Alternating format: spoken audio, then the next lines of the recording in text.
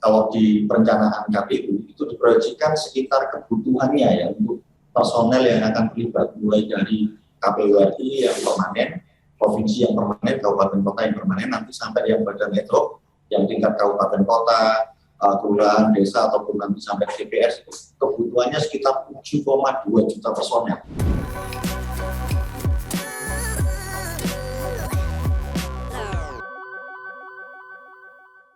Mas Melas tadi sudah menjelaskan pemilu ini adalah proses padat karya yang melibatkan banyak orang di sana dan juga pada teknologi. Ini mohon diupdate seperti apa kesiapan teknologi ini penting agar tidak ada lagi kebocoran suara yang dikhawatirkan banyak orang ya. Kemudian juga padat modal. Nah, bagaimana dengan anggarannya? Apakah sudah cukup eh, mengalir dan membantu proses kerja KPU sampai saat ini atau seperti apa, Mas Melas? Ya, jadi ya memang ini satu fakta ya. Pemilu itu memang gawe nasional. Jadi pemilu itu kan pasti urusannya kaitannya sama mobilisasi sumber daya manusia termasuk peningkatan kapasitasnya. Nah, kami sendiri kalau di perencanaan KPU itu diproyeksikan sekitar kebutuhannya ya untuk personel yang akan terlibat mulai dari KPU RI yang permanen, provinsi yang permanen, kabupaten kota yang permanen, nanti sampai yang badan network yang tingkat kabupaten kota, kelurahan, desa ataupun nanti sampai TPS kebutuhannya sekitar 7,2 juta personel.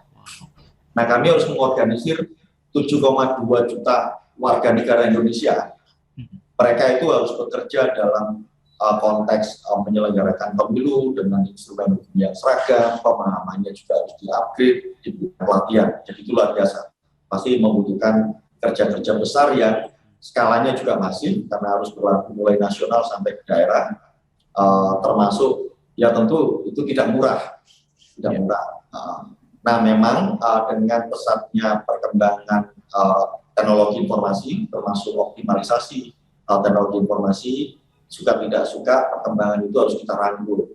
Oleh karena itu dalam konteks memperlancar tugas pelaksanaan atau penyelenggaraan tahapan, KPU juga berupaya sedang mengembangkan banyak sistem informasi yang nanti membantu kami dalam proses penyelenggaraan tahapan pemilu. Misalnya dalam konteks pendaftaran, verifikasi, dan penetapan partai politik calon peserta pemilu tahun 2024, kita kembangkan sistem informasi partai politik atau yang disebut SIPO. Itu gunanya untuk mendokumentasikan berbagai dokumen administrasi yang diajukan oleh partai politik calon peserta pemilu.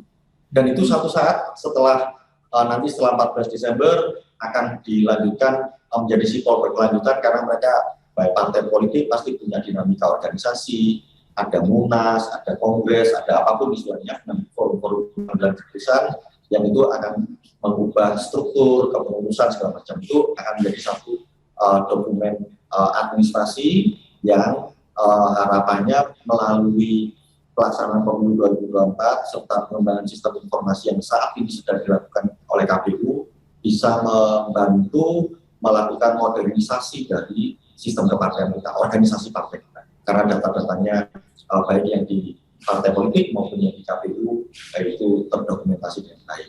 Nah, termasuk nanti dalam konteks pemutakhiran daftar pemilih, kita juga mengembangkan sistem informasi terkait dengan daftar pemilih atau disebutnya SIDAP. Dalam konteks nanti pencalonan calon perseorangan itu akan ada syarat dukungan yang misalnya berupa KTP yang ya akan ada persentasenya, itu juga kita kembangkan sistem informasi calon atau silon.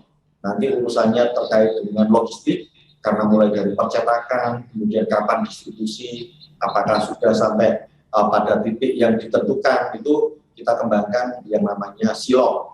Nah, termasuk juga dalam konteks penataan daerah pemilihan, kita juga membangun sistem informasi tentang daerah pemilihan atau SIDAPI. Dan ada banyak sistem informasi lain. Nah, sekarang ini dalam rangka, tentu kita akan bicara masalah investasi teknologi, investasi keamanan kan. Nah, tentu kita bekerja sama juga dengan saat ini ada gugus tugas yang melibatkan kementerian lembaga, misalnya KPU dengan Badan Sandi Negara, kemudian dengan Badan Intelijen Negara, dengan Cybercrime Mabes Polri, itu kita bentuk gugus tugas untuk membantu kami dalam memitigasi risiko terkait dengan efek efek lain dari pemanfaatan teknologi informasi. Nah, ini yang sedang kami susun, kembangkan sistem, termasuk nanti pasti akan muncul arah-arah kebijakan yang juga akan kita putuskan. Misalnya kasus terakhir Bjorka ya. Nah, Bjorka mau tidak mau ada potensi besar data-data pribadi kita akan terpapar. Nah, pertanyaannya kita berhadapan pada situasi bagaimana menemukan titik keseimbangan yang paling optimal antara informasi yang disebut sebagai transparansi publik dengan data pribadi. Misalnya, kalau misalnya pemilih itu dulu mungkin sekian komponen data. Nah, sekarang mungkin pada batas nama, kemudian lokasi TPS. Misalnya begitu. Nah, ini kan kita harus juga bicarakan nanti selain dengan gugus tugas, juga dengan komisi negara lain, misalnya komisi informasi, misalnya. Sejauh mana situasi yang akan kita hadapi ini bisa kompatibel kalau kita ambil arah kebijakannya seperti itu. Nah, itu bagian dari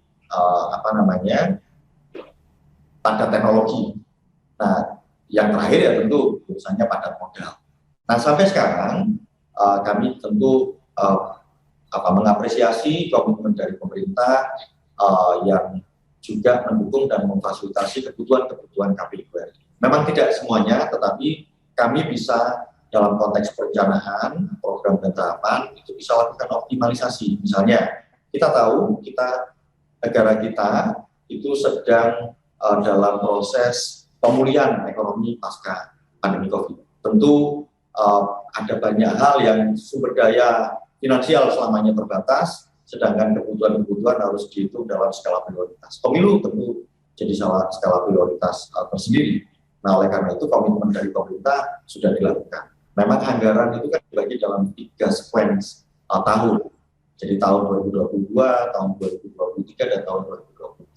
Nah, kalau dalam kacamata yang lebih besar, kalau misalnya 7,2 juta person, dan kemudian anggaran pemilu dan pelaksanaan tahapan dijalankan dengan modal, dengan uang misalnya kebutuhan anggaran sekian triliun misalnya. Itu sebenarnya harus dilihat dalam kacamata tertentu bagian dari program-program negara dalam konteks padat karya, yang itu juga sebenarnya menjadi stimulan ekonomi. Bagaimanapun juga sekian rupiah yang dilibatkan dalam sisi kehidupan masyarakat, misalnya penyelenggara pemilu yang misalnya 7,2 juta personel, punya anak, punya istri atau punya suami, satu rumah tangga yang kemudian belanja, artinya ada kebutuhan di sektor konsumsi dan rumah tangga.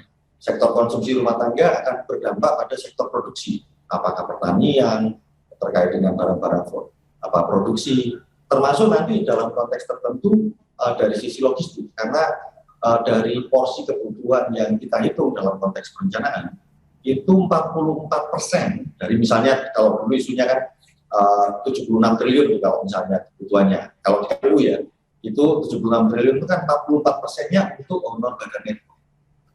Yang tingkat kecamatan sampai ke bawah yang dia teoritis 7,2 juta orang. Nah, putaran ekonominya kan bisa sekitar 21%-an itu untuk logistik.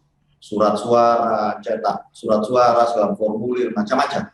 Atau alat bantu untuk dipilih suara. Jadi sebenarnya itu juga harus dilihat dalam kacamata tertentu. Itu bagian dari upaya kita mempercepat proses dari pemulihan ekonomi melalui instrumen pemilu. Karena ini kerja yang sifatnya masih melibatkan jutaan personel, dan itu baru dari satu sisi penyelenggara. Nanti efek multiplier-nya kan dari sisi sektor bisnis, dari sisi calon kontestan. Nanti mungkin harapannya kan bisa mengakselerasi misalnya teman-teman yang di percetakan di berbagai daerah, itu harus dilihat. Termasuk saya kira media, karena pasti akan ada porsi-porsi iklan layanan masyarakat yang betul. Saya kira itu sih kontribusi pemilu terhadap konteks ekonomi.